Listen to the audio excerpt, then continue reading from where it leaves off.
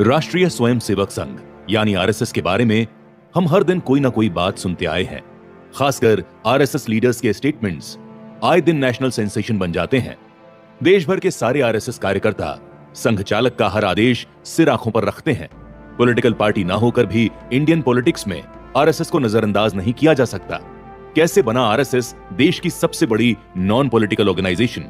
आइए जानते हैं आरएसएस लीडर्स और उनके पॉलिटिक्स के साथ साथ देश के लोगों पर इनके इफेक्ट्स के बारे में। इंडियन पॉलिटिक्स में सर संघ चालक की बात और उनके ओपिनियन तहलका मचा देते हैं, लेकिन यह मकाम आरएसएस को रातों रात हासिल नहीं हुआ। इसके पीछे संगठन के 95 सालों की मेहनत और तपस्या है। 27 सितंबर 1925 का वो सुहाना दिन था जब डॉक्टर केशव बलिराम हेडगेवार ने आरएसएस की नींव रखी। ब्रिटिश राज के खिलाफ जंग लड़ने वाले क्रांतिकारियों के जो संगठन बने थे, उनमें से एक थी कलकत्ता की अनुशीलन समिति। स्टूडेंट लाइफ में मेडिकल की पढ़ाई कर रहे हेडगेवार अनुशीलन समिति में ज्वाइन हो गए थे। लेकिन क्या आप जानते हैं कि उसके बाद डॉक्टर हेडगेवार भी कांग्रेस में शामिल हो गए थे। गांधी जी के असहयोग आंदोलन में शामिल होने की वजह से उन्हें ब्रिटिशर्स ने 1 साल तक जेल में कैद कर दिया था। यहां तक कि आरएसएस की स्थापना उन्होंने जब की, उस वक्त भी वो कांग्रेस में ही थे। लेकिन उस जमाने की कांग्रेस में भी 2 अलग अलग आइडियोलॉजीज थी। उस वक्त कांग्रेस में भी 2 गुट थे। एक गुट जो शांतिपूर्ण तरीके से ब्रिटिशर्स का विरोध करता था, जिसे मॉडरेट कांग्रेस ग्रुप कहा गया, और दूसरा ग्रुप ऐसे लीडर्स का था जिनका मानना था कि ब्रिटिशर्स को उन्हीं की भाषा में जवाब देने की जरूरत है। वो लीडर्स कांग्रेस में होकर भी क्रांतिकारी थे या क्रांतिकारियों को सपोर्ट करते थे। उन्हें एक्सट्रीमिस्ट कांग्रेस ग्रुप कहा जाता था। एक्सट्रीमिस्ट कांग्रेस की लीडरशिप लाला लाजपत राय जी, लोकमान्य तिलक और बिपिन पाल जैसे क्रांतिकारी नेताओं के हाथ में थी। डॉक्टर हेडगेवार इसी लीडरशिप की आइडियोलॉजी को फॉलो करते थे। 1905 में बंगाल के पार्टीशन के बाद मुस्लिम लीग की स्थापना हुई और 1909 में मुस्लिम समाज को सेपरेट इलेक्टोरेट दिया गया। मतलब मुस्लिम मेजॉरिटी के इलाकों की सीट्स सिर्फ मुस्लिम कैंडिडेट्स के लिए रिजर्व रखने का रूल बनाया गया था। इस बात से एक्सट्रीमिस्ट कांग्रेस नाराज थी, लेकिन फिर भी वो आजादी हासिल करने के लिए एकजुट रहे।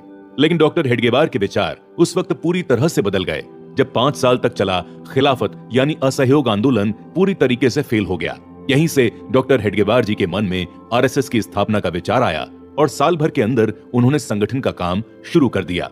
आरएसएस के अंदर टोटल 30 ऑर्गेनाइजेशंस फॉर्म की गई। आजादी के आंदोलन के अलावा वो सारी ऑर्गेनाइजेशंस एजुकेशन फील्ड में बढ़ चढ़कर काम कर रही थी। उनका मोटिव था हर एक देशवासी को एजुकेटेड बनाना। 1940 आते आते मुस्लिम लीग पाकिस्तान का प्रस्ताव लेकर आई और दुख की बात थी कि इसी साल डॉक्टर हेडगेवार जी की मृत्यु हो गई। लेकिन यह बस एक रिफॉर्मिस्ट के जीवन का अंत था, उनके शुरू किए गए रिफॉर्मिंग एरा का नहीं। डॉक्टर हेडगेवार जी की डेथ के बाद श्री महादेव सदाशिव गोलवलकर यानी गुरु जी ने आरएसएस की कमान संभाली। उन्होंने इंडियन पॉलिटिक्स में कांग्रेस से हटकर एक अलग आइडियोलॉजी की जरूरत को समझा और अक्टूबर 1951 में डॉक्टर श्यामा प्रसाद मुखर्जी को एक नई पॉलिटिकल पार्टी बनाने के लिए इंस्पायर किया। डॉक्टर मुखर्जी ने अखिल भारतीय जनसंघ की स्थापना की। वैसे तो आरएसएस ही जनसंघ की पेरेंट ऑर्गेनाइजेशन थी, लेकिन आरएसएस के मॉडल्स की वजह से वो जनसंघ में डायरेक्ट इंटरफेयर नहीं करते थे और ना ही आरएसएस आज की भाजपा के कामकाज में डायरेक्ट इंटरफेयर करती है। बावजूद इसके जनसंघ पर आरएसएस का बहुत बड़ा प्रभाव रहता था। 1980 में यही जनसंघ आगे चलकर भारतीय जनता पार्टी बन गई। अब बात तब की हो या अब की, आरएसएस जैसी बड़ी ऑर्गेनाइजेशन का प्रभाव तो पॉलिटिकल पार्टीज पर रहता ही है।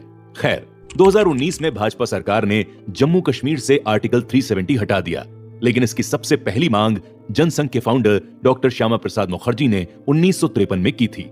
उनका नारा था कि एक देश में 2 निशान 2 प्रधान नहीं चलेंगे, नहीं चलेंगे।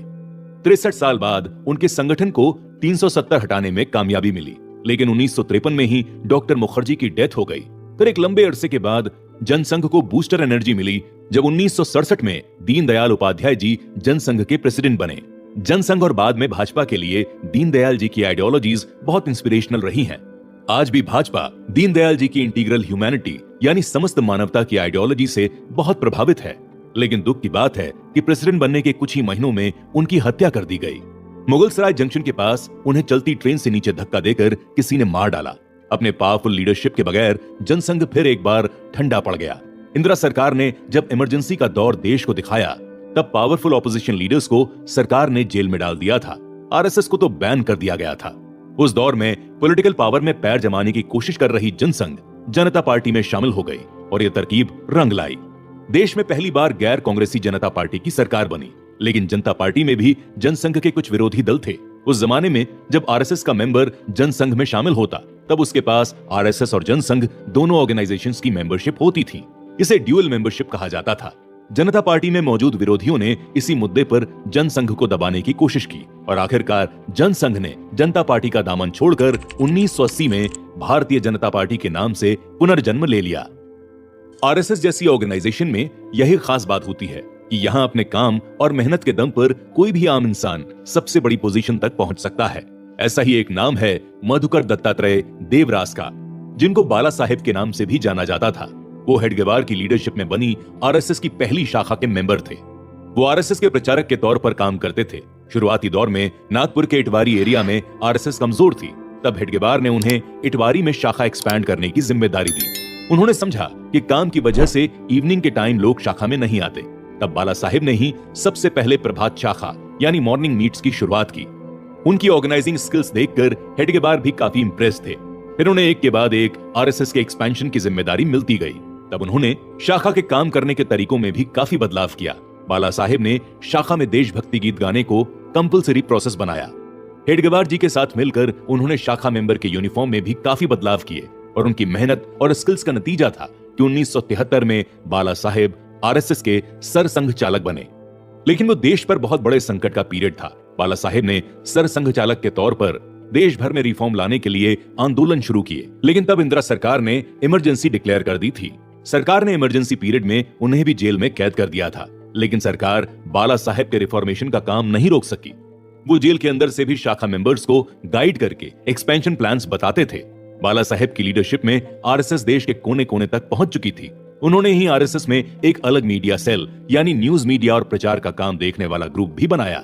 यहाँ तक सर्वपंथ समादर मंच की स्थापना की, जहाँ सभी जाति धर्मों के लोगों को एक जैसी रिस्पेक्ट दी जाती थी। इससे देश में यूनिटी का मैसेज दूर दूर तक फैलने लगा। 1975 के इमरजेंसी से लेकर 1993 में बाबरी डेमोलिशन की घटना तक बाला साहेब ही आरएसएस के सरसंघ चालक रहे। बाबरी घटना पर उन्होंने कहा कि लेट्स फॉरगेट एंड फॉरगिव, मतलब जो हुआ उसे भूल जाओ और एक दूसरे को माफ कर दो। उसके बाद 1994 में उन्होंने आरएसएस की कमान प्रोफेसर राजेंद्र सिंह उर्फ राजू भैया के हाथ में सौंप दी। राजू भैया ने भी आरएसएस में अपना सफर एक साधारण स्वयंसेवक के रूप में शुरू किया था, लेकिन हेडगेवार की तरह राजू भैया भी आरएसएस ज्वाइन करने से पहले कांग्रेस के साथ जुड़े हुए थे। 1942 में ब्रिटिशर्स के खिलाफ कांग्रेस की क्विट इंडिया मूवमेंट में शामिल थे। 1948 में जब आरएसएस को पहली बार बैन किया गया था, तब राजू भैया ने सरकार के खिलाफ सत्याग्रह भी किया था। उन्हें जेल में बाकी कार्यकर्ताओं से तोड़ने के लिए जेल प्रशासन ने ग्रेड सी की कैद से ग्रेड बी में शिफ्ट करना चाहा, लेकिन जब ऑफिसर्स राजू भैया को ले जाने आए तब कार्यकर्ताओं ने राजू भैया के इर्द गिर्द ह्यूमन चेन बनाकर उन्हें ऐसा करने से रोक दिया। इसी टाइम पीरियड में वो लाल बहादुर शास्त्री जी के करीब पहुंचे। राजू भैया ने ही शास्त्री जी को एक लेटर लिखकर आरएसएस के काम के बारे में बताया, जिस लेटर के बेसिस पर शास्त्री जी ने आरएसएस के 6 स्वयं सेवकों को जेल से छुड़वाया। वो राजू भैया ही थे जिन्होंने सबसे पहले गौ रक्षा लॉ की मांग उठाई और सरकार को यह कानून बनाने पर मजबूर किया था। शाखा को एक्सपैंड करने के लिए उन्होंने ही 5S मेथड को डिस्क्राइब किया। फर्स्ट, संख्या यानी ज्यादा अटेंडेंस। सेकंड, संच यानी आइडियोलॉजिकल ग्रुप्स। थर्ड, संस्कार यानी अच्छे थॉट्स और बिहेवियर डेवलप करना। फोर्थ, समर्पण यानी देश और आरएसएस के लिए कुछ भी करने की तैयारी रखना। लास्ट, स्नेह यानी सबके लिए दिल में प्यार और अपनेपन की भावना रखना। खुद राजू भैया भी कभी गुस्से से ऊंची आवाज में बात नहीं करते थे। राजू भैया ऐसे पहले सरसंघ चालक थे जिन्होंने आरएसएस में किए जा रहे हर काम की रिटन रिपोर्ट्स तैयार करने की शुरुआत की। वो हर एक स्टेट से काम की रिपोर्ट्स मंगवाते और डॉक्यूमेंट करते। जब पंजाब में हिंसाचार हुआ था तब राजू भैया ने पंजाब के लोगों की मदद के लिए पंजाब पीड़ित सहायता समिति बनाई और स्वयं सेवकों को डोनेशन देने की गुजारिश की। सारे स्वयं सेवकों ने अपनी अपनी हैसियत के मुताबिक डोनेशन दिए। यहाँ तक कि जेल में कैद सदस्यों ने भी अपनी जेल में काम की कमाई भी डोनेट कर दी। लेकिन सरप्राइजिंग बात यह थी कि राजू भैया ने डोनेशन के लिए ना कोई भाषण दिया था, ना कोई सभा की थी और ना ही प्रचार किया था। सिर्फ उनकी एक गुजारिश पर देश भर के आरएसएस मेंबर्स पंजाब पीड़ितों की मदद के लिए सामने आए। ये एक आरएसएस सरसंघ चालक के आदेश के साथ साथ राजू भैया के हम्बल नेचर की वजह से उन पर प्यार बरसाने वाली मेंबर्स की फीलिंग्स का भी कमाल था। राजू भैया ने ही आरएसएस से जुड़ी विश्व हिंदू परिषद के साथ राम मंदिर आंदोलन को देश भर में पहुंचाया। उन्होंने सरकार और आंदोलनकारियों के बीच मीडिएटर का काम किया। और उन्हीं की लीडरशिप में आरएसएस के साथ भाजपा को इतनी ताकत मिली कि 1998 में भाजपा ने सेंटर में पावर हासिल कर ली। राजू भैया के बारे में कहा जाता है कि उनका बिहेवियर और उनकी पर्सनैलिटी किसी साधु ऋषि की तरह सूदिंग और काम थी। उनका स्वभाव एक कविता से स्पष्ट होता है, पथ का अंतिम लक्ष्य नहीं है सिंहासन चढ़ते जाना, जिसका मतलब है हमारा अल्टीमेट गोल सिर्फ सत्ता की कुर्सी हासिल करना नहीं है बल्कि देश सेवा है। महज 9 साल की उम्र में आरएसएस के स्वयं सेवक बने के.एस. सुदर्शन जी ने कभी ये नहीं सोचा कि उनके बारे में लोग क्या कहेंगे। वो बस वही करते रहे जो लोगों के लिए उन्हें सही महसूस होता गया। उनकी स्टूडेंट लाइफ की फेयरवेल सेरेमनी में जहां बाकी स्टूडेंट्स ने फिल्मी गाने गाए थे, वहीं सुदर्शन जी ने आरएसएस का गीत गाया। सुदर्शन जी इतने इंटेलिजेंट थे कि जब 1977 में इमरजेंसी वाले टफ टाइम में उन्हें आरएसएस ने नॉर्थ ईस्ट भेजा, तब सबसे पहले उन्होंने बंगाली और असमिया भाषा सीखी और फिर लोकल लैंग्वेज में भाषण दिए।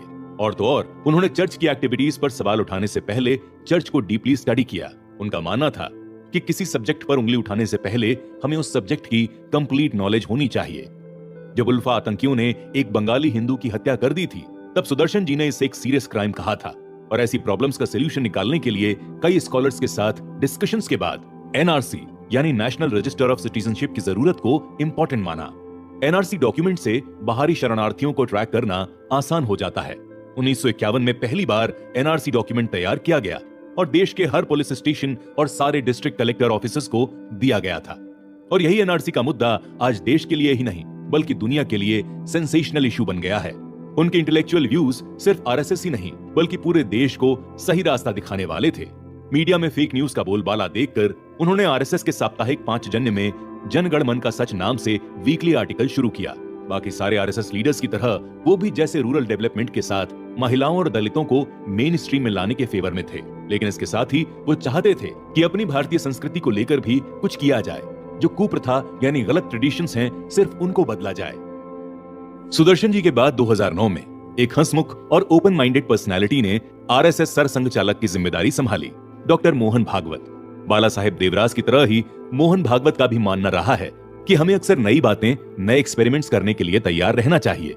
अगर एक्सपेरिमेंट फेल हुआ तो सबक मिलेगा और सक्सेसफुल हुआ तो दुनिया के काम आएगा। मोहन भागवत का नेचर इतना ग्राउंडेड है कि उन्होंने कभी अपनी पोजीशन, पावर का सहारा लेकर किसी के साथ मिसबिहेव नहीं किया। उन्होंने आरएसएस की बाकी एफिलिएटेड ऑर्गेनाइजेशंस के साथ कोऑर्डिनेशन मजबूत बनाया और सबको साथ मिलाकर आरएसएस को अनबीटेबल पावर हाउस बनाया। आरएसएस के सालों से चलते आए जनहित के कामों को ज्यादा लोग नहीं जानते थे। मीडिया सेल का यूज करके उन्होंने आरएसएस प्रोग्राम्स के बारे में देश भर में जानकारी पहुंचाई और ज्यादा लोगों को संघ के साथ जोड़ने का प्रोसेस स्टार्ट किया। उनका कहना था कि आरएसएस से जुड़ने से पहले लोगों को आरएसएस को समझना जरूरी है। कई लोग सालों तक ये मानते थे कि आरएसएस सिर्फ मेल्स की ऑर्गेनाइजेशन है।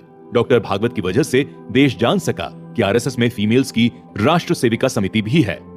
आजादी के पहले के जमाने की जरूरत को ध्यान में रखकर आरएसएस प्रोग्राम्स में इंटेंस फिजिकल एक्टिविटीज, एक्सरसाइजेस होती थी। इसीलिए लक्ष्मीबाई केलकर जी ने महिलाओं के लिए राष्ट्र सेविका समिति की स्थापना की थी। डॉक्टर भागवत भी आरएसएस के बॉर्न प्रिंसिपल्स को पूरी तरह से फॉलो करते हुए पॉलिटिक्स से दूर रहते थे।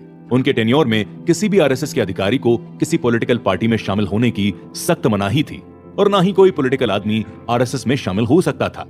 वो हमेशा सत्ता से दूरी बनाए रखना पसंद करते थे। उन्होंने हमेशा देश के मुद्दों की बात की, ना कि देश में चल रही राजनीति की। यहाँ तक कि उन्होंने बीजेपी को भी इन्फ्लुएंस करने की कोशिश नहीं की। बावजूद इसके सच्चाई ये है कि आरएसएस ही बीजेपी के लिए सबसे बड़ी इंस्पिरेशन है और आरएसएस के प्रोग्राम्स का बीजेपी पर असर होना नेचुरल बात है। आरएसएस में मेंबर्स की फिजिकल ट्रेनिंग के साथ साथ उनकी इंटेलेक्चुअल नॉलेज बढ़ाकर उनमें देशभक्ति की भावना बढ़ाने का काम किया जाता है। मुश्किल टाइम में देशवासियों की हेल्प के लिए सारे मेंबर्स मिलजुल कर आगे बढ़ते हैं। देश के हर एक इंसान को एजुकेट करने का उद्देश्य लेकर आरएसएस एजुकेशन सेक्टर में काम कर रही है।